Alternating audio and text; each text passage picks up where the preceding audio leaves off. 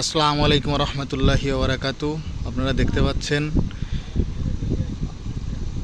Solar চালিত pump. এটা তেঁতুলিয়া একটা দ্বীপ। দ্বীপে কোনো বিদ্যুৎ ব্যবস্থা নাই। এখানে সোলার ব্যবহার করে পানি ওঠানো হচ্ছে নদী থেকে। এখানে লিও ব্র্যান্ডের এসি 220 V4 পাম্পটা ব্যবহার করা হয়েছে। পানির স্পিডটা যদি দেখায় আপনাদের,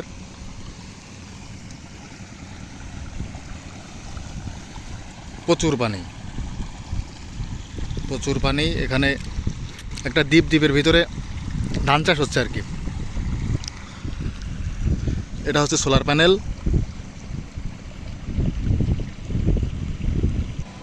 এটা হচ্ছে প্যানেল কন্ট্রোলার 47 হার্জ এখন সূর্য দিয়ে। এটা হচ্ছে আমাদের লিও ব্র্যান্ডের পাম্প।